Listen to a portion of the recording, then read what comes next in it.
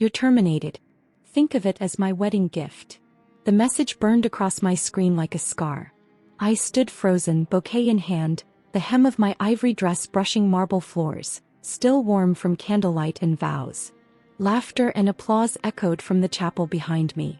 I had just said I do to the love of my life. And now I was staring at a message from Emory Hale, the CEO's son, the man who had made my last 3 months at Mason and Keene Architects a personal hell. Of all days, he chose this one to end my career. The air in the church vestibule felt suddenly colder. I showed the message to my new husband, Silas. He didn't flinch.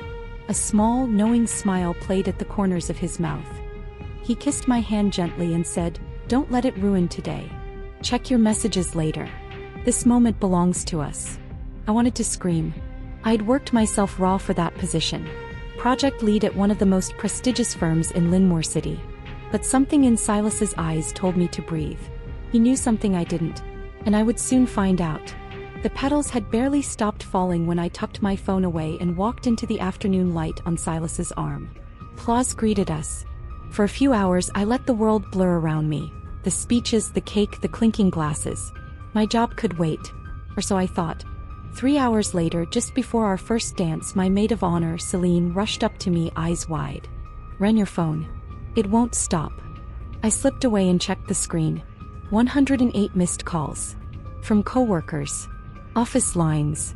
And 17 from a number I recognized immediately. Gerald Hale, Emory's father, the founder of Mason and Keene. That was when the truth clicked. This wasn't just a petty firing. This was the beginning of something far larger. A collapse, a betrayal, or maybe a reckoning. I didn't know yet. What I did know was this. They weren't calling to say congratulations. They were calling because Emory had done something irreversible. And I held the key to fixing it. My name is Ren Calloway. And just hours after I walked down the aisle, I found myself at the center of the storm I didn't see coming. Before that message shattered my wedding day, I was the engine behind Revell Design Group. Possessive? Maybe. But when your name is tied to billion-dollar urban contracts, you learn to remember every detail. Every zoning nuance, every blueprint update, every budget shift, without ever checking notes. People called me the Blueprint Whisperer. Gerald once said I was the best hire he'd ever made.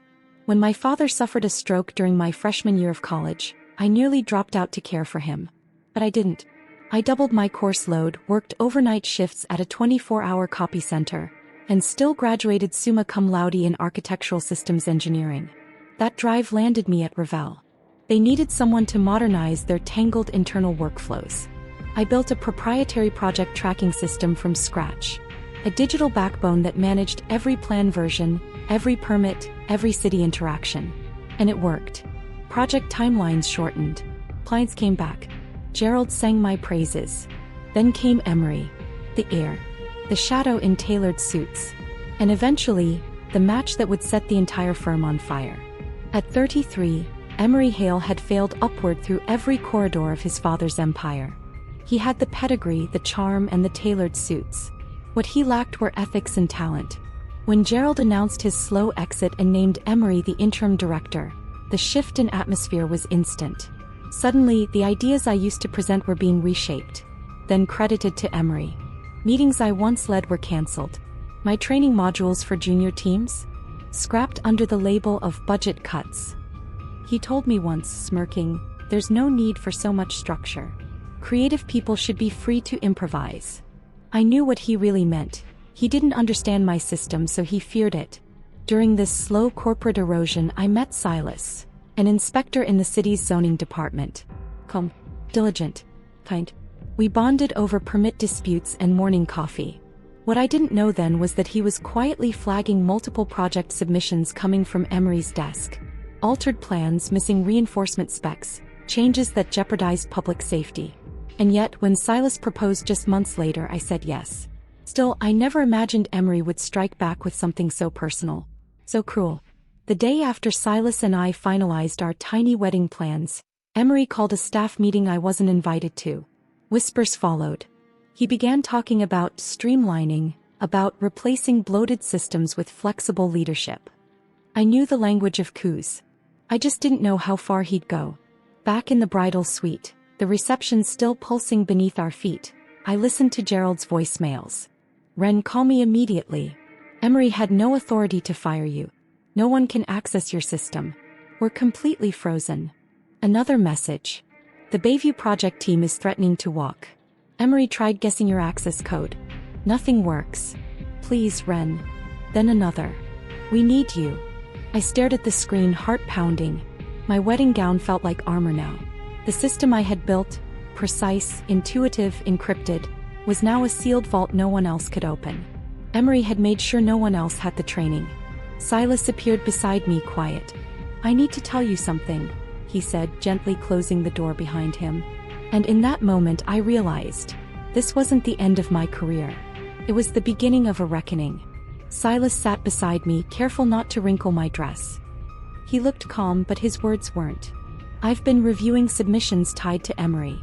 I turned toward him, startled. He's been altering approved designs, he said softly. Removing critical safety components. Swapping materials for cheaper alternatives. Things that would never pass inspection if properly reviewed. I blinked, trying to take it in. That's not just reckless. That's criminal. Silas nodded. I've been collecting evidence quietly. I was going to report it after the holiday. But now, this firing changes everything. My job was gone. But so was my liability. I wasn't inside the firm anymore. I hadn't authorized anything. Emory had boxed himself into a corner. And the only person who could help him out was me. What should we do? I asked. Silas smiled gently. Nothing. Not tonight. We'll dance. We'll toast. We'll fly to AITA tomorrow. And when we come back... He kissed my temple. We'll rebuild the whole skyline. I looked down at my phone one last time, then silenced it. Let them panic. Let them spin. Tonight I danced not as someone defeated, but as someone quietly holding every piece of the puzzle. By midnight my phone had over 200 missed calls. I didn't answer a single one.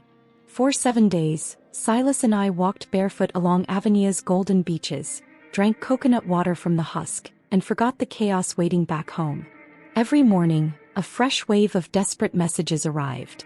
On day 3, Gerald offered to triple my salary if I returned. I deleted the message. 2 days later he promised partial ownership of the firm. Then I said nothing. Silas never questioned me. He knew this wasn't about money. It was about integrity, about being seen, respected, protected. On our last night in AITA, while the ocean sang quietly in the distance, he turned to me and said, "You could build something better." Better than Ravel? He nodded. Start your own firm. The city needs someone who understands how designs can lie, and how to spot when they do. I hadn't thought about that. Not really. Not until that moment. But the idea planted itself fast, like a seed in perfect soil. And by the time the wheels touched down back home, I had a business plan already saved on my tablet. 3 days after landing, I filed registration papers for Altura Protocol Consulting.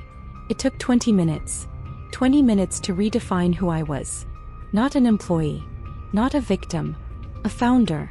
The public listing hadn't been live for an hour when my phone rang. It was Gerald. For the first time in 2 weeks I picked up. "Ren," he said, his voice haggard. "Thank God. We're imploding. The Rivermark project is in chaos. No one can navigate your system. Clients are pulling funding." "I'm sorry to hear that," I said coolly. "But I'm not available for employment." There was a pause. "Then we'll hire your firm. Whatever your consulting rate is, we'll pay it." I let the silence hang. Then I said, "My first client is the Department of Civic Planning." Another pause, this one sharp like a breath sucked between teeth. "You're auditing submissions?" "I'm designing protocols," I said, "on how to catch unethical alterations." He knew what that meant. And suddenly he knew who might catch Emory before anyone else could cover the tracks. He begged. "But some fires can't be undone. And some exits are final." The following week I began work with the city. With my insider knowledge of how firms manipulated approval processes, I built a review system that flagged everything Emory had been slipping through. The audit uncovered it all: thinned support walls, stripped safety rails, swapped wiring specs. He hadn't just undermined my work. He'd put real people in danger. The city pulled the Rivermark contract from Ravel and handed it to a rival firm. Emory was fired within days. His license suspended pending investigation. I thought I'd feel vindicated. But it didn't feel like victory. Not yet. Gerald suffered a minor heart attack during the fallout. I felt no satisfaction hearing it, only sadness. He had been a mentor once. A visionary. He just couldn't see past his son's failures until it was too late. Ultra, however, thrived. Within 6 months, I had government contracts in 3 cities and a growing staff. Silas, meanwhile, was promoted for blowing the whistle on Emory's violations. We bought our first house, a fixer-upper with strong bones and sunlit corners. Just like us. We weren't just surviving. We were building something new. Exactly 1 year after the wedding that changed everything, a thick envelope arrived on my desk. Inside was a handwritten letter. From Gerald Hale. Ren. Some mistakes can't be erased. But acknowledgement is a place to start. We've rebuilt everything: protocols, leadership, review chains. Emory is in a junior role under heavy supervision. We're no longer the same company. I'm writing not to ask you to return, just to consult. Help ensure we never fall again. Your work reshaped our understanding of accountability. Whether you accept or not, please know this. My respect for you has only grown. With regret and admiration, Gerald. I showed the letter to Silas that night. Should I go? I asked. He looked at me with the same calm he'd shown me a year before. What would be your reason? I thought for a moment. Curiosity. Closure. And maybe. I looked down at the letter. Maybe to see if true change is possible. Then you already know. I nodded. Sometimes healing means returning to where it broke, just to see what's still standing. A week later, I scheduled the meeting. Gerald had requested it take place at Ravel's headquarters, a detail that made me hesitate. Walking back into the building I once poured myself into felt like stepping into the mouth of something that had already swallowed me whole. But I went. The receptionist was new. So was the security guard who held the elevator for me. The air in the building felt unfamiliar. Cleaner, more cautious. Miss Calloway, the receptionist said, standing. Mr. Hale is waiting for you in the main conference room. I passed screens flashing unfamiliar interfaces. Updates to a system they once discarded. New hires, younger staff, different energy. They were rebuilding. Inside the glass-walled conference room, Gerald stood when I entered. And to my surprise, Emory was already seated at the table. He didn't rise. Didn't speak. Just stared down at a folder, lips tight. Gerald cleared his throat. Ren, thank you for coming. His voice was tired, sincere. Before we begin, Emory has something to say. Emory finally lifted his eyes. And for the first time, I didn't see arrogance in them. I saw remorse. Or at least its shadow. Emory's voice cracked as he began. I owe you an apology. He didn't look at me. He looked through the glass at the city skyline. What I did was unprofessional, vindictive, and dangerous. I undermined you because I was jealous. Because I knew you were right. And I couldn't stand how effortlessly you built what I never could. His hands trembled slightly on the table. I thought firing you would make me feel powerful. Instead, I broke the only system holding this company together. I betrayed my father's trust. I sabotaged the firm. I nearly endangered lives. His words felt rehearsed.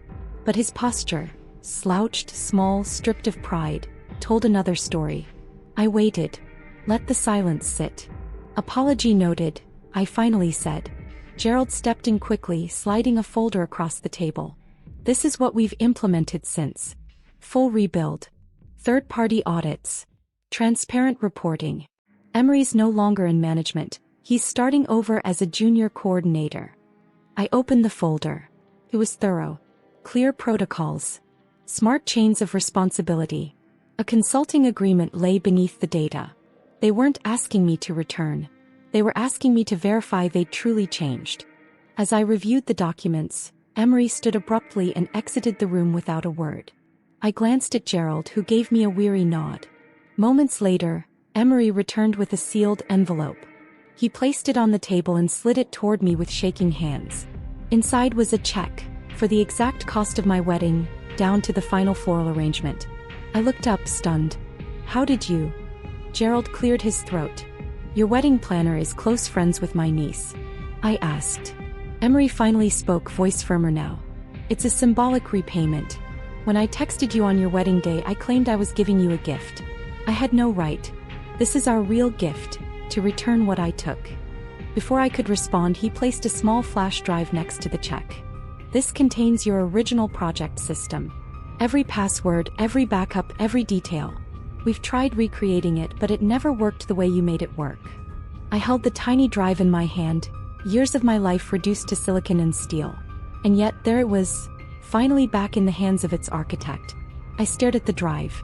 For 2 years, Emory had weaponized my silence, stripping away the training, blocking access, branding me too technical. Now he was offering it back like a token of peace. Gerald spoke. We're not asking you to rejoin Ravel. Just to evaluate our systems and help ensure we don't fail again. The consulting agreement in the folder was generous. Very generous. So I flipped it closed. My fee is triple this, I said evenly. Paid in advance. Gerald didn't flinch. Done. One more thing, I added, looking at Emory. You'll complete every training module I assign. Every ethics course. Every compliance protocol. You'll become the company's foremost expert in doing things the right way. The color drained from his face. But he nodded. Yes. I understand.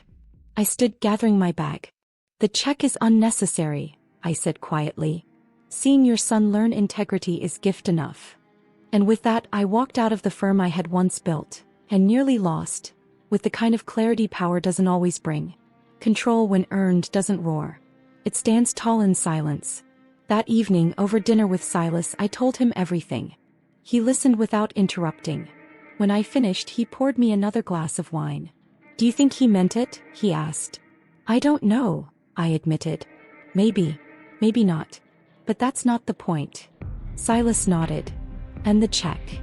I left it on the table. He smiled. The conversation shifted, but not for long. Later that night, my phone pinged with a headline. Orem Concepts under investigation for permit bribery. My eyes widened. Orem was the firm that had taken over Ravel's downtown contract after Emory's collapse. Now they were under investigation for paying off city officials to fast-track flawed blueprints. Silas read the article over my shoulder. This could stall the downtown revitalization again. Millions in limbo. Projects halted. Community promises broken. I closed the screen slowly. Do you think this is why Gerald reached out now? Silas asked. It hit me like a jolt. Gerald wasn't just seeking redemption. He was preparing for a second chance at power. And he needed me to get it. I couldn't sleep that night. The more I replayed the meeting, the clearer it became. Gerald's remorse may have been real, but the timing wasn't coincidence. He'd seen Orem Concepts crumbling. He was preparing to slide back in and reclaim the project they'd lost. And he wanted to do it with me at his side. Not because he respected me. Because he needed me. Silas sat up beside me, watching my thoughts churn. What are you going to do? He asked. I don't know yet, I said. I need to think it through. He nodded, but I saw the tension behind his eyes. He knew me too well. He knew that when I start planning, something irreversible usually follows. I didn't want to be used again. I didn't want to walk blindly into someone else's redemption arc. I wanted autonomy. Leverage. Proof that I was steering this ship, not patching holes someone else created. By morning I had my answer. I called Gerald at 7:02 a.m. I've reconsidered your offer, I told him. Not interested in consulting for Ravel. The silence on the line was brittle. But I am open to something else. I'm proposing a partnership, I said clearly. A partnership? Gerald sounded startled. You mean, full employment? No, I replied. Altura Consulting remains independent. We oversee compliance, project management, and ethical verification. Ravel handles design and execution. We present to clients as partners but operate separately. He was quiet for a long time. That's unconventional. So was firing your best strategist by text message on her wedding day. I wasn't negotiating anymore. I don't trust Ravel with sole control. But I do care about the downtown project. The community deserves to see it completed, the right way. Another pause. Then, what about Emory? He works for you, I said. Not me. But every project he touches will be reviewed by my team. Triple verification. No exceptions. Silence stretched again. I let it. You have 24 hours to respond. I said finally. After that, I'll submit a proposal of my own to the city. I hung up and placed my phone down with more calm than I'd felt in months. I wasn't waiting for doors to open anymore. I was building my own. Gerald called back with 4 hours to spare. The board approved your proposal, he said. On one condition. I raised an eyebrow even though he couldn't see it. They want a minimum 3-year commitment. 2 guaranteed. 1 renewable based on performance metrics we agree on upfront. I smiled. Deal. And just like that, AITA Protocol Consulting had its biggest client to date. When Orum's removal from the downtown project was made official, our partnership stood ready. With improved blueprints, reinforced compliance, and a dual-signature governance model that reassured the city. The headlines came fast. Ravel rebuilds with unlikely ally. New partnership model sets standard for accountability. Downtown project back on track with woman once cast aside. Emory was assigned the title of Junior Project Coordinator, 5 rungs below his old title. He accepted it without protest. Every morning he received a training module from my team. Every evening he completed a test. If he failed, he repeated the module. And surprisingly, he never complained. 3 months into the project, I arrived early on site to oversee a structural inspection. Emory was already there, clipboard in hand, walking the perimeter and verifying rebar placement against approved specs. You don't need to personally do that, I said. That's what the inspectors are for. He didn't flinch. I know, but I need to understand it. All of it. I'm starting from the ground up. I watched him, uncertain. He moved with quiet intent, not the showy, arrogant swagger I remembered. There was humility in his actions, care in his posture. Why did you do it? I asked. Why fire me on that day? He paused, turned slowly, and then said something I didn't expect. Because I knew you were right. About everything. And it tore me up inside. He looked ashamed. Every time my father praised your work, I felt erased. So I struck where I thought it would hurt most. I was wrong. You didn't crumble. I did. I didn't speak. Because in that moment I finally understood. Emory hadn't just feared my intelligence. He feared what it made him feel about himself. You can't undo the past, I told him. But you're right about one thing. I would have been a good mentor. I still could be. His eyes widened. How? By becoming someone who admits what they don't know. Who follows the rules for the right reasons. Who understands that being in charge doesn't make you right. It makes you responsible. He nodded. I can do that. I want to do that. Then let's start with those concrete batch reports, I said. We spent the next hour cross-referencing data against approved plans. I walked him through why every line mattered, not just for safety but for trust. And to my surprise, he asked insightful questions. Real questions. He wasn't pretending anymore. He was listening. And as others began arriving on site, Emory hesitated. Do you think you'll ever really forgive me? I paused, choosing my words carefully. Forgiveness isn't guaranteed. Turned. One consistent action at a time. He nodded once, then opened his notebook, and wrote that down. The weeks that followed were filled with slow, deliberate progress. The downtown project surged ahead of schedule. Our dual-entity structure became a model for future municipal projects. Cities from across the country began requesting consultations from AITA Protocol. I expanded my staff to 15, and Emory kept showing up.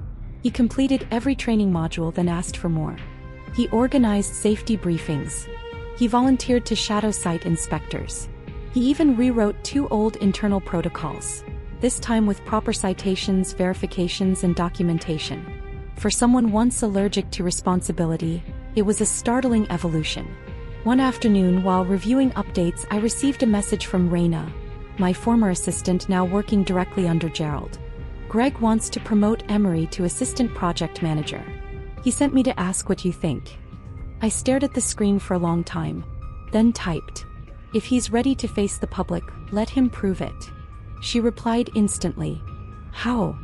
Make him handle the next community presentation. Alone. Let's see if the man who once humiliated me publicly could now stand in the same spotlight with something real to offer. The auditorium was packed.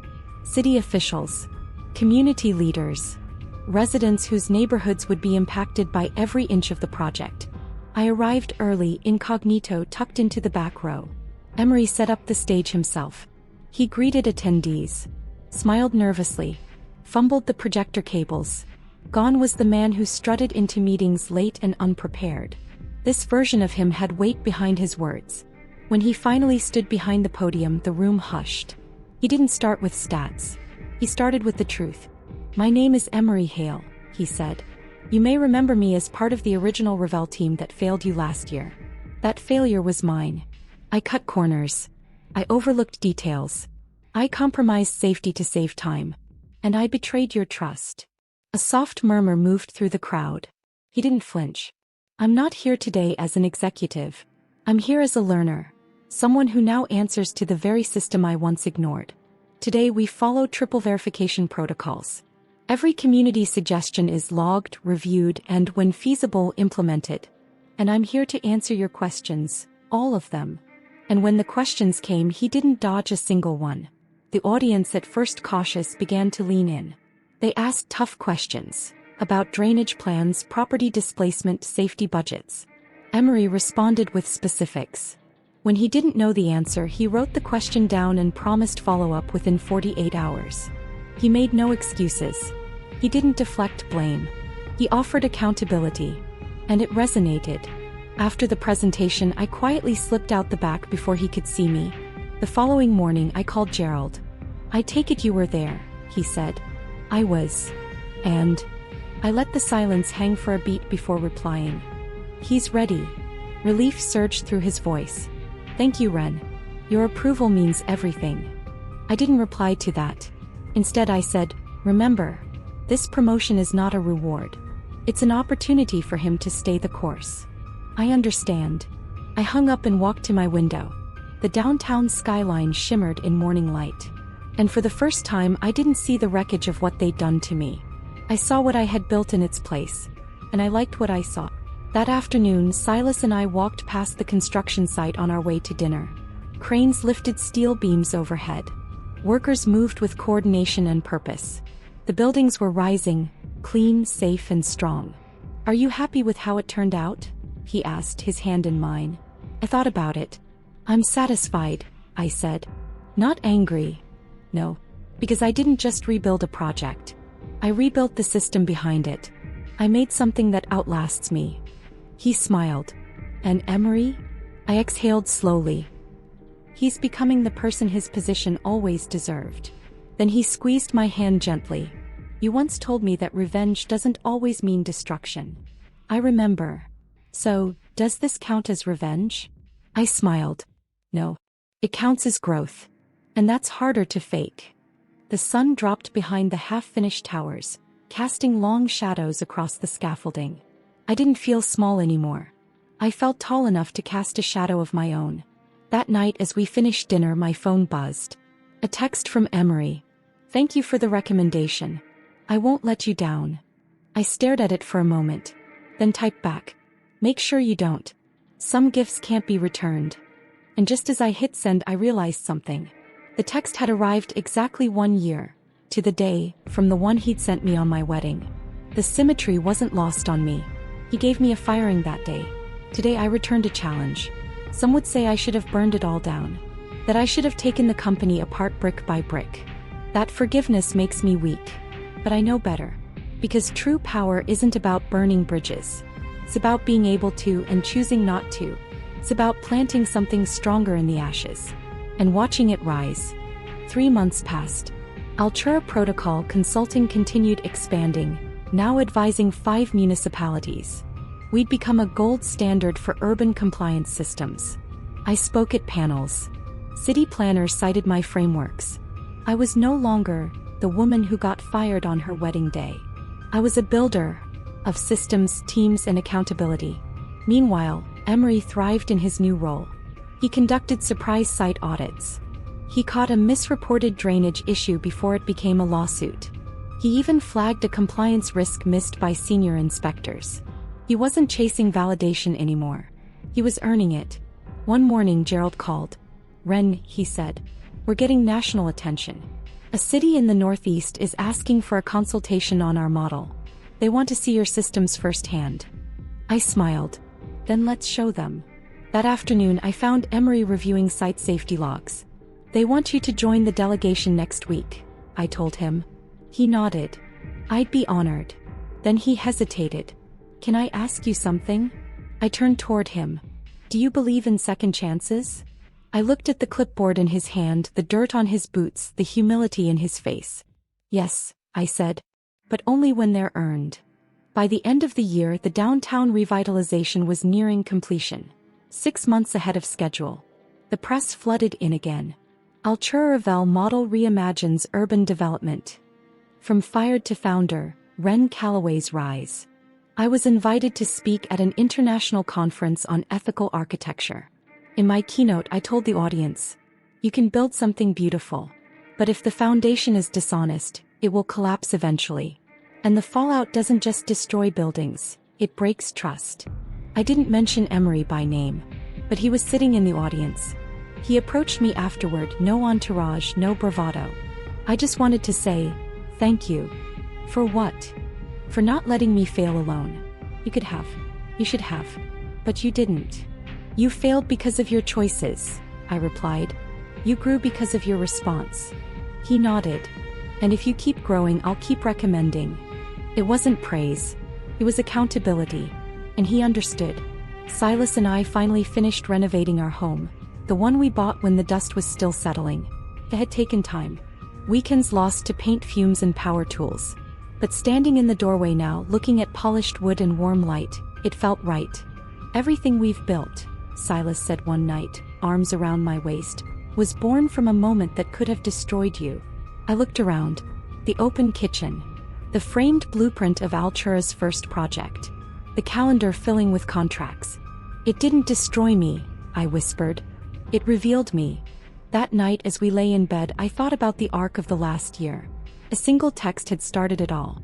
Not just a job lost, but a life redirected. Not just a betrayal, but a challenge. And from that challenge I had built not revenge, but resilience. A few days later I received another letter. This one from a young intern at a rival firm. She had watched my conference speech and wanted to know how I stayed calm after being betrayed. I sat with her question for a while before writing back.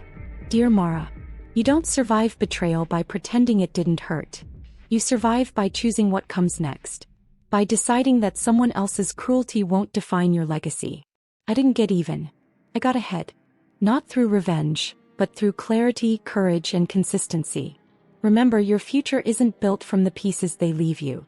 It's built from what you choose to create. With strength. Ren Callaway. I sealed the envelope. And realized something as I did. The story had changed. Not just for me, but for anyone who ever felt like they were disposable, and proved they were essential. 1 year and 1 day after that fateful message, I stood before the finished downtown revitalization complex. Steel, glass, light, laughter. Children played in the central courtyard. Vendors lined the walkways. Seniors rested on shaded benches beside public art pieces we had commissioned through a community vote. It was more than a project. It was proof. Silas stepped beside me and slid his hand into mine. You did it, he said. No, I whispered. We did. Behind us, Emory gave a walking tour to students from a local university. He pointed to the triple-certified building permits posted at every corner.